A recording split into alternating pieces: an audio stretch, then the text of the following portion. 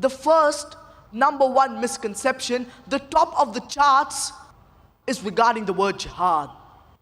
Jihad is not only misunderstood by many of the non-Muslims, but it is even misunderstood by many of the Muslims. Non-Muslims, as well as many of the Muslims, they believe that jihad is any war fought by any Muslim, whether it be for any reason, whether it be for land, whether it be for language, whether it be for color, whether it be for race.